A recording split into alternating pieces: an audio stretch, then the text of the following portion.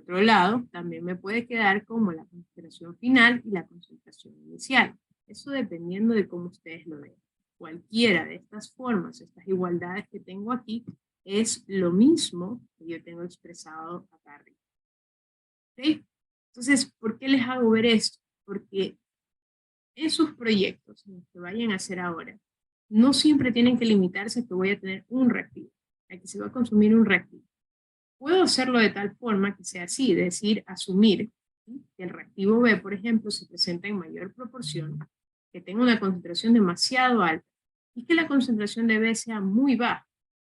Y puedo decir que la reacción es de pseudo primer orden, es decir, una de las dos se desprecia, porque la concentración de A no va a variar en nada a la velocidad de reacción. Puedo decirlo así. Pero vamos a suponer que los dos reactivos afecten a la velocidad de reacción. Entonces no digan, no puedo hacerlo. Ustedes saben que por medio estequiométrico puedo sacar alguna tendencia, ¿sí?, para que me ayude a determinar en este caso, cuál vendría a ser el acople perfecto. ¿Sí? En este caso, si usted tiene, por ejemplo, la concentración de B y la concentración de A, o tiene las conversiones, yo puedo tratar de ajustar por medio del método integral, ¿sí?, a una reacción de segundo orden. Y ya la pendiente que usted tenía al inicio no es una pendiente K, es una pendiente que depende de la concentración de B inicial y la concentración de A inicial. ¿Ok? Entonces, pregunto, si es que todo está claro, Ricardo Ponce, ¿qué es una reacción de pseudo primer orden? ¿Qué se asume en una reacción de pseudo primer orden? Que si la concentración del reactivo B es demasiado grande, se la puede tomar como constante durante todo el Ok. tiempo. Entonces, solo se tendría que la concentración que varía por el tiempo sería la de A. Perfecto, listo. ¿Qué pasa entonces si yo tengo tres reactivos, Yairlin? ¿Qué podría hacer si tengo tres reactivos en una reacción?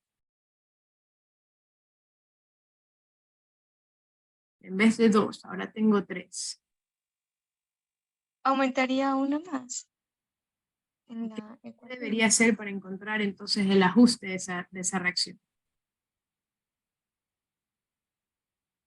Podría asumir también que es de pseudo segundo orden, podría dejar todo expresado en función a un reactivo limitante, o hay alguna limitación. Creo que podríamos dejarlo expresado todo en función de reactivo limitante. Correcto. Si yo tengo tres reactivos, por ejemplo, en vez de dos, como lo ven ahí en el ejemplo en la diapositiva, puedo dejar expresado a sí mismo los tres reactivos en función al reactivo que más afecta, en este caso, la reacción. Su reactivo limitante o su base K. ¿Sí? Y de la misma manera puedo utilizar todo lo de matemáticas que les mostré en la diapositiva pasada, ¿sí?, y tratar de dejarlo lo más simplificado posible para que su eje Y y su eje X varíen conforme a la conversión o a la concentración, ¿sí? Y tratar de dejar que el eje X siempre quede en función al tiempo. ¿Ok? De la misma manera, así como yo asumo que es de pseudo primer orden, porque la concentración de uno es en mayor proporción que la otra, entonces también puedo asumir que es una reacción de pseudo segundo orden. Y si ya pasa a ser una reacción de pseudo segundo orden, entonces yo lo manejo como que fuera una reacción de segundo orden. Aquí me voy a detener un poco. Si yo digo que es de pseudo primer orden, quiere decir que la reacción bajó un orden, ¿sí? Que la reacción ahora ya no trabaja con dos reactivos, sino que trabaja con uno. Y por lo tanto, toda la metodología que ustedes vieron en primer orden es la que voy a aplicar ahora. Es decir, que mi eje Y, pasa a ser en este caso el logaritmo de la concentración final menos la inicial. Y que el eje X en este caso pasa a ser el tiempo. ¿Por qué? Porque la reacción bajó de segundo orden a primer orden. Si pasa lo mismo y ustedes dicen, tengo tres reactivos, pero voy a asumir que es una reacción de segundo orden, ¿sí?, de pseudo segundo orden, entonces en este caso todo lo que el análisis que hayan hecho para segundo orden, entonces se aplica para esta reacción. Nuevamente, el eje Y, en este caso, puede estar expresado en función a la conversión, en función a la concentración, y su eje X en función al tiempo. ¿Ok? Entonces, diciendo eso, ¿sí? Yo puedo tener diferentes tipos de reacciones. No importa que tenga 3 reactivos, que tenga 2 reactivos, ¿sí? No por eso voy a decir no puedo sacarle el orden de la reacción. Yo puedo asumir en este caso concentraciones o puedo simplemente dejar todo expresado en función a un reactivo limitado. ¿Sí? Y lo podemos asumir así cuando queramos o final lo que se debe cumplir. Muy buena pregunta. ¿Cómo yo podría asumir, vamos a decirlo así, cómo yo podría asumir que la concentración, no, cómo yo podría asumir que una reacción es de pseudo primera orden, experimentalmente? ¿Qué se les ocurre? Ustedes están en el laboratorio, tengo que llegar a decir que es de pseudo primera orden. ¿Cómo podría concluir eso?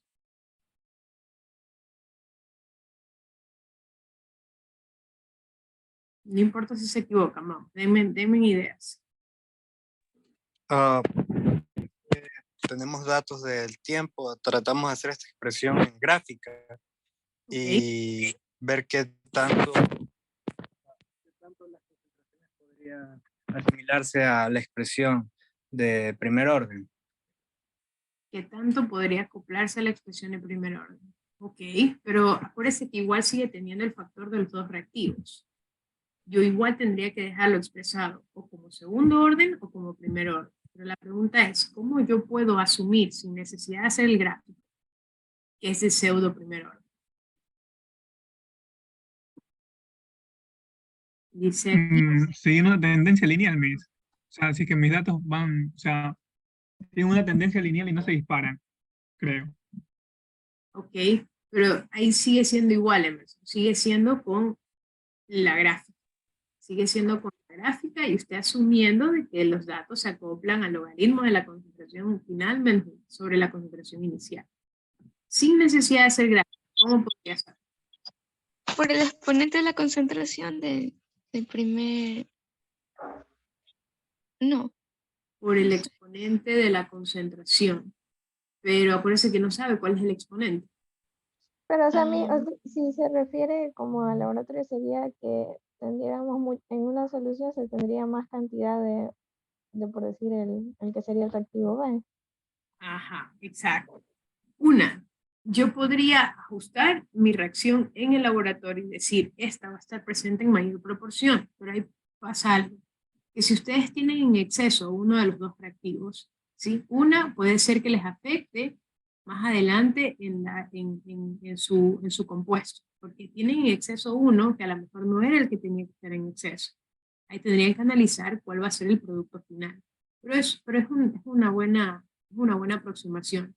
Yo puedo coger uno de los 2 reactivos y colocarlo en exceso, el otro en poca proporción.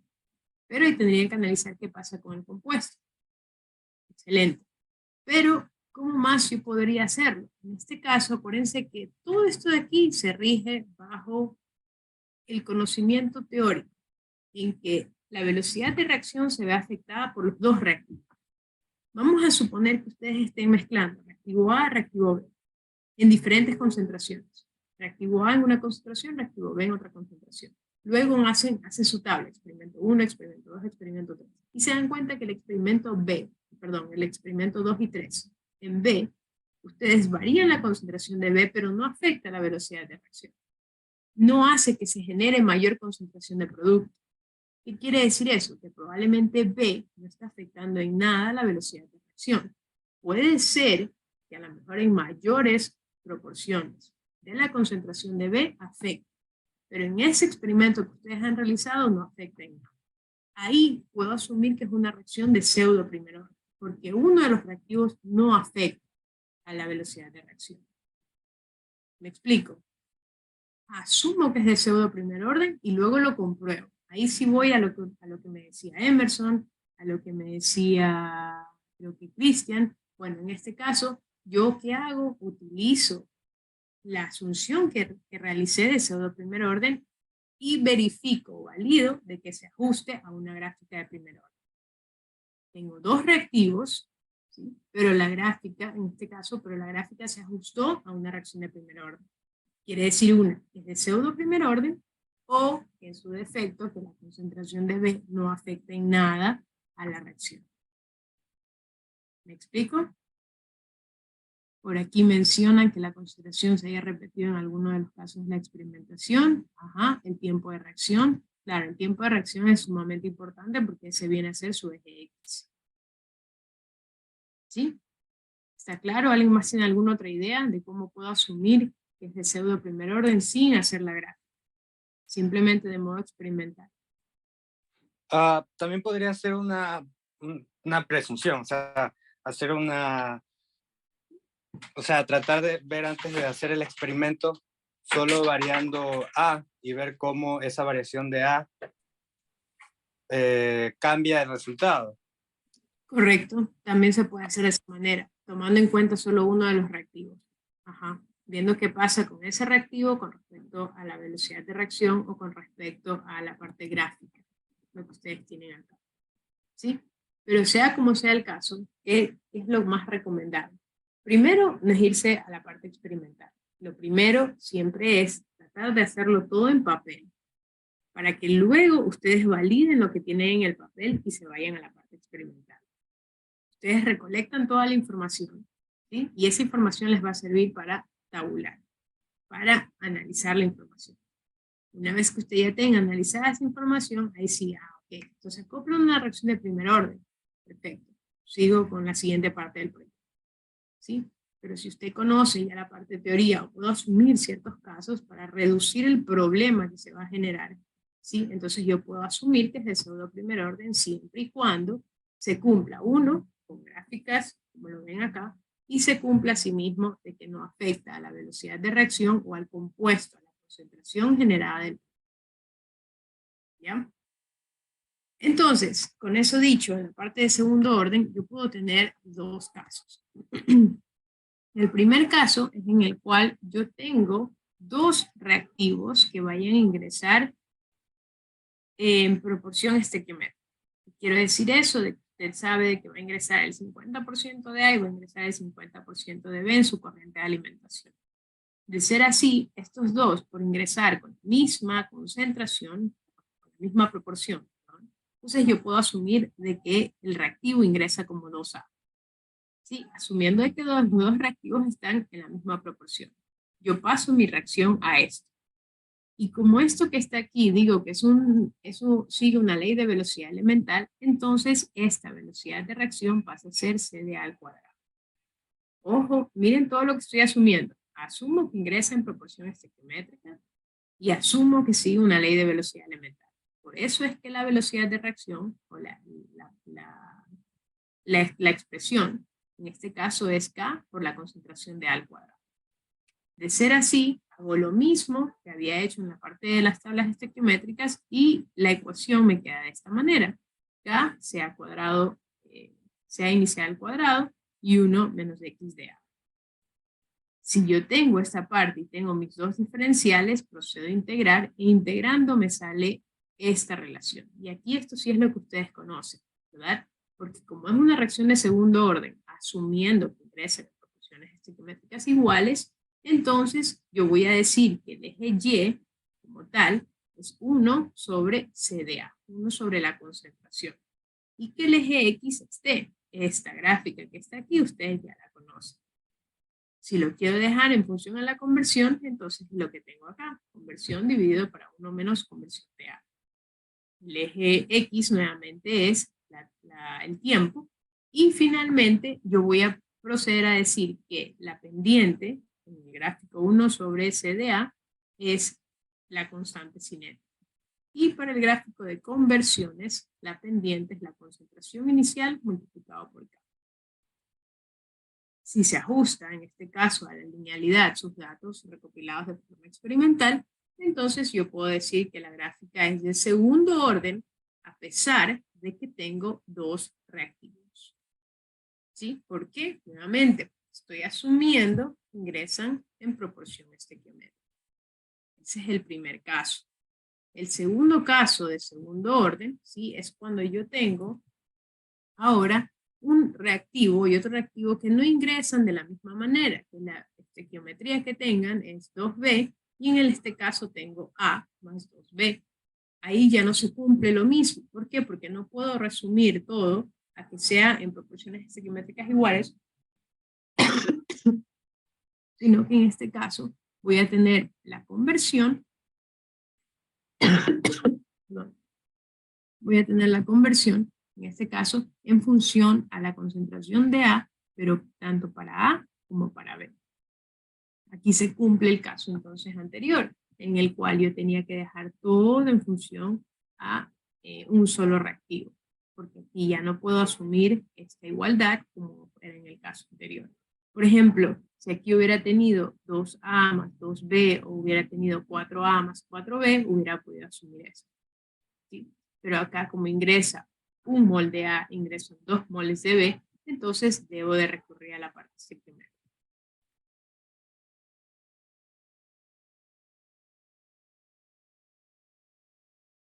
Perdón, un ratito. ¿Ok? Entonces, para este caso, yo lo hago de forma estequiométrica y debo de volver a integrar. Debo de integrar con respecto a DCA y a DT. ¿Sí? Entonces, aquí ya ocurre algo diferente a lo que ocurría en el caso pasado. Recuerden que en el caso pasado eran 1-1, era una mol de A y una mol de B. Y al momento de integrar este 2 no estaba. ¿Sí? ¿Por qué? Porque justamente este coeficiente estequiométrico afecta también a la tabla estequiométrica, como ya lo hemos visto. Entonces aquí cambia un poquito la integración. Nuevamente, no es que se lo tienen que memorizar, utilicen estas láminas, si es que en el caso de que vayan a hacer sus proyectos, utilicen estas láminas para encontrar las integrales. ¿Ya? ¿Ok? Entonces, ¿alguna pregunta con respecto a los dos casos de segundo orden?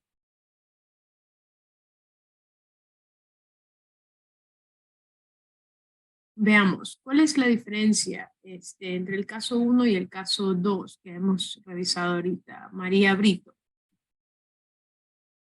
Caso 1 y caso 2, ¿cuál es la diferencia? Bueno, en la reacción de segundo orden, en el caso 1, nosotros asumimos que los reactivos ingresan a razón estequiométrica. Entonces, ahí podemos decir que, o sea, que quedaría como 2A igual a los productos y quedaría la reacción en base solo al reactivo A, pero elevado al cuadrado.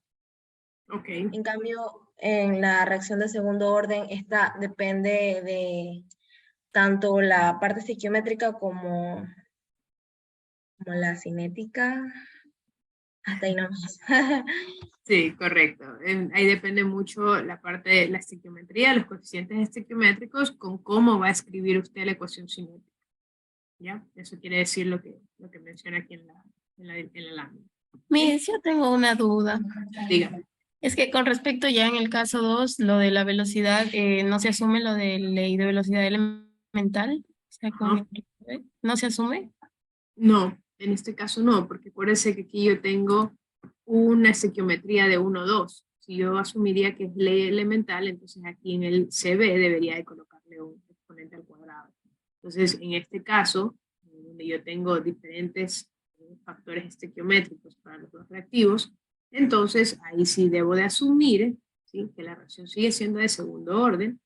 Claro está que en este caso les va a quedar al cuadrado, ¿sí?, pero no puedo asumir que sigue una ley de velocidad elemental porque no se cumple el factor de los exponentes. ¿Ok? Eso solo ocurre para el primer caso, el caso 1. ¿Ok? ¿Alguna otra pregunta, chicos? Ya, súper. Entonces, veamos ahora una reacción de orden 3. Miren, esto aquí normalmente no pasa, no ocurre. Como les dije, una reacción de orden 3, primero que es difícil de que la tengan. Segundo, de que cuando es una reacción de orden 3, yo siempre voy a tener que bajarle un orden o dejarlo escrito de todo en función a un solo reactivo. ¿Ya? Todos los casos, ustedes van a ver aquí, por ejemplo, con reacción de orden 3, primero que todo parten de la deducción de lo que hemos hecho en tablas estequiométricas, todo en función a la conversión de A. Siendo así, esa misma reacción de orden 3 siempre la voy a reducir a una reacción de segundo orden. Una reacción de orden 3, por lo general, uno de los reactivos no participa y dentro de esa reacción. Asumiendo eso, la reacción baja un orden. Y yo digo que la reacción se reduce a una reacción de segundo orden. Por lo tanto, aquí, por ejemplo, yo tengo A más 2B. ¿Sí? Sigo diciendo de que la reacción, la cinética en este caso es de 1 y 2. La reacción global sigue siendo de orden 3. Pero lo voy a tratar como una reacción de segundo orden. Por lo tanto, al momento de integrar el factor que tengo acá, de CA de T, o dejándolo como de X de A de T, en resumidas cuentas, usted va a tener una expresión como esta, en donde el eje Y va a estar afectado únicamente por el reactivo limitante, la concentración de A inicial y la concentración de A final. Y su eje X nuevamente sigue siendo T, ¿sí? En este caso su pendiente, en este caso viene a ser 8K. ¿Sí? Para el otro caso, por ejemplo, como lo ven acá, ya donde los factores estequiométricos son iguales, A y B están en proporción 1:1, entonces nuevamente sigo diciendo que es de orden 3 la reacción, ¿sí? Pero lo sigo tratando en este caso como una reacción que reduce segundo orden y solamente queda en función a las conversiones de A. Si yo integro en función a de CA o de XA, entonces me va a quedar una expresión como la que tengo acá. Nuevamente su eje Y, 1 en función al inverso de la concentración final y al inverso de la concentración inicial.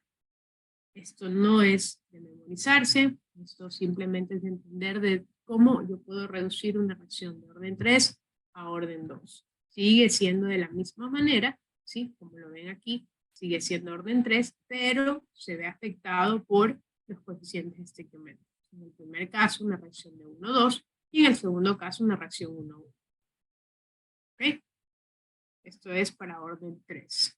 Como hemos visto, ¿sí? Orden 1 es el caso más sencillo. Orden 2, orden 3, yo puedo reducir los órdenes, ¿sí? Y trabajar directamente con ya lo que conocen, para reacciones de orden 2 y reacciones de orden 1. Nuevamente aquí yo puedo decir que es una reacción de segundo orden. ¿Por qué? Porque voy a asumir que uno de ellos está en una concentración demasiado alta con respecto a los otros.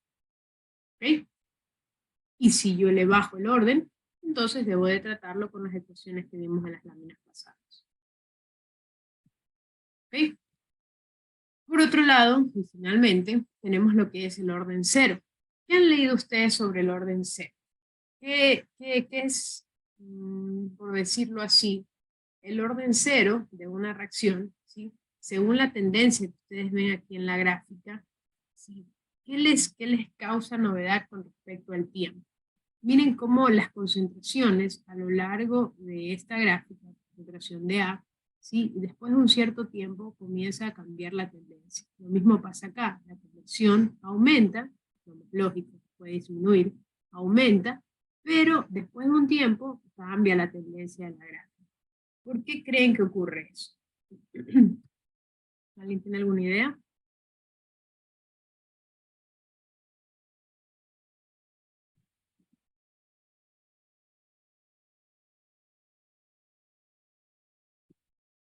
Velocidad es independiente de la concentración. Claro, ese es el concepto del orden 0. Pero ¿por qué ocurre ese cambio? ¿Por qué ocurre que la concentración después de un tiempo ya retoma otra dirección? Se mantiene constante. ¿Ustedes creen que Porque es reversible. porque es reversible? También puede ser, sí, es verdad. Pero tiene diferente afectación en este caso con respecto a la concentración cuando la reacción es reversible. Pero hay algo más.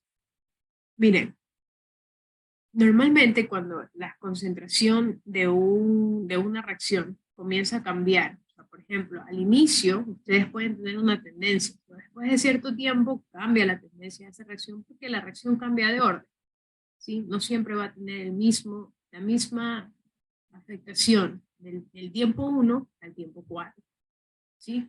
Por ejemplo, en este caso, correcto lo que dijo Diego.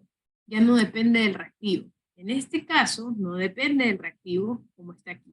De la concentración inicial a su concentración final en este tiempo, no depende de la concentración del reactivo. Pero luego de un tiempo, ¿sí? Ya comienza a depender. ¿Por qué? Porque usted está variando concentraciones. ¿Sí? Porque usted le está diciendo, aliméntele concentración de A de 5 molar, aliméntele concentración de A de 4 molar, o esta concentración se comienza a consumir. En un tiempo 0 o un tiempo X, puede ser que la reacción permanezca como orden 0. Las concentraciones no afecten en nada a la velocidad de reacción. Pero después de ese la concentración comienza a variar, ¿sí? Y afecta directamente a la velocidad de reacción, que puede ser o muy pequeña, concentración que quede, o puede ser muy alta la concentración que quede y comienza a variar la velocidad de reacción. Por lo tanto, ¿sí? El orden 0 solo existe en un tiempo determinado. No existe, no se da por mucho tiempo. ¿Sí? Solamente es al inicio de la reacción que una reacción puede comportarse como orden 0. Por eso es que en toda gráfica que ustedes vayan a ver y quizás lo vean en su proyecto, al momento que están haciendo al inicio, ¿sí? Todos sus experimentos pueden tener un comportamiento de orden 0, pero ya luego de un tiempo, este orden va a cambiar. Y ya deja de ser orden 0, pasa a ser orden 1, pasa a ser orden 2, orden X. ¿Sí? Entonces, por eso es que este orden, ¿sí? Se ve limitado por un tiempo, un rango de tiempo. El tiempo que es menor a la concentración inicial versus K, o el tiempo que es mayor o igual a esa concentración inicial o K. Si ustedes reducen esta ecuación, en donde la concentración no afecta la velocidad de reacción, yo puedo encontrar justamente esto en función a la concentración o en función a la conversión. Entonces, dando lugar a que en este rango de tiempo, ¿sí? La pendiente va a ser la constante cinética. Y en este otro rango de tiempo, conversión versus tiempo, la pendiente viene a ser la constante versus la concentración. ¿Sí? Pero luego de cierto tiempo ya van a tener que tomar sus datos de otra manera. Ya no va a ser de orden 0. ¿Okay? Eso es lo que quiere decir orden 0. Y sí es verdad que en algunos casos van a tener ese ejemplo, en el cual la reacción se comporta como una reacción de orden 0. ¿Okay?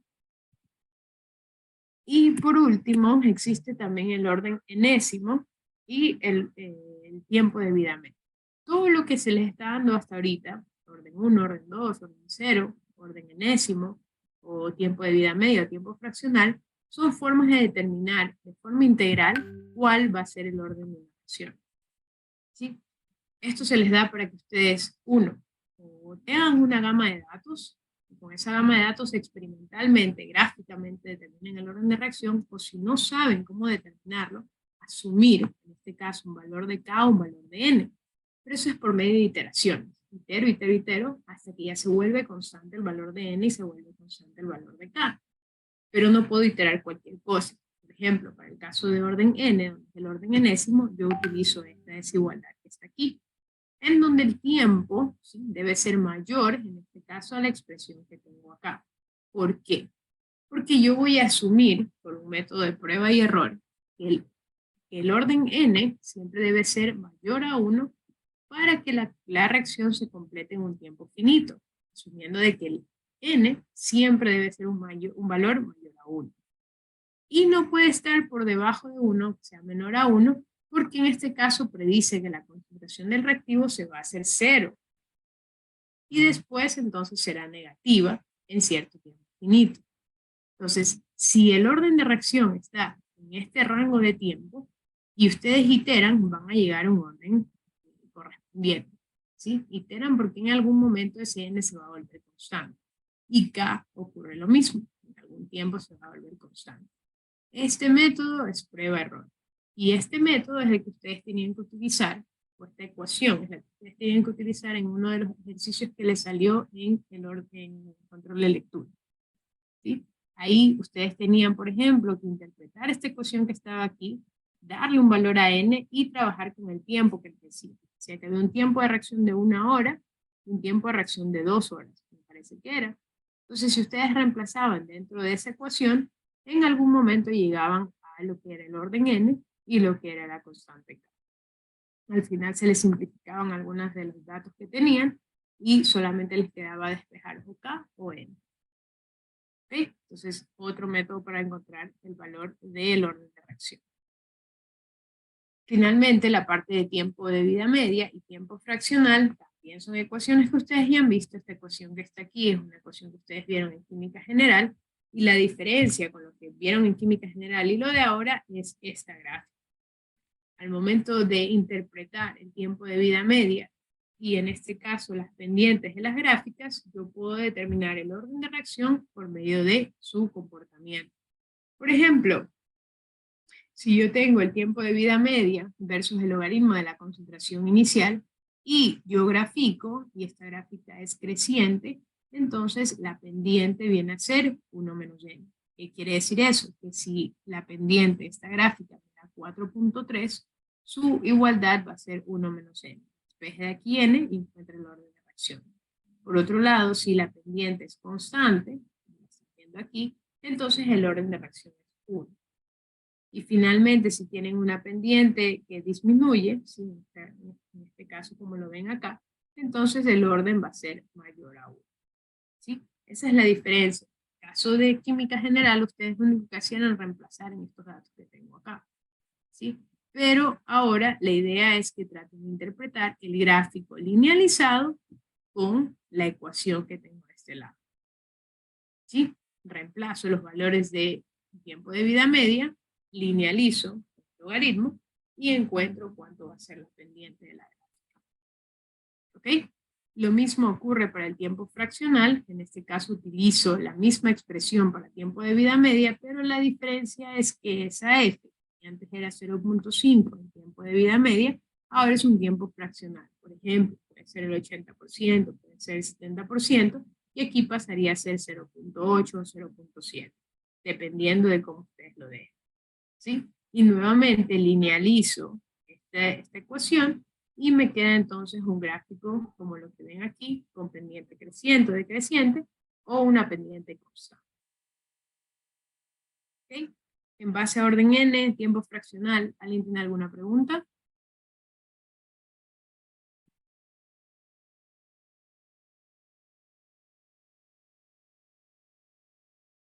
¿Cuál es la diferencia entre el tiempo fraccional y tiempo de vida media? Andrés Gordillo.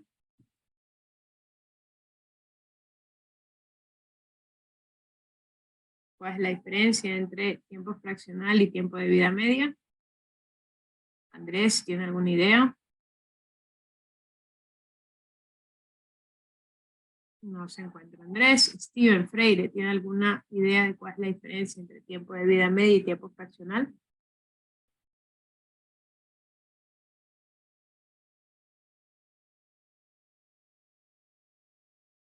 Steven Freire se encuentra, bueno chicos ya saben, ¿no? Se van a la sala de lista de espera, para que deseen regresar.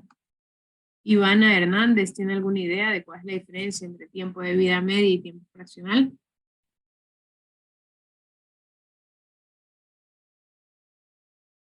Ivana Hernández.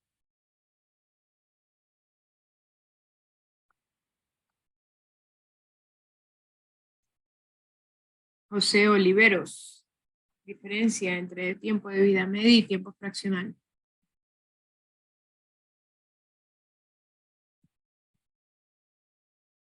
Hola, hola.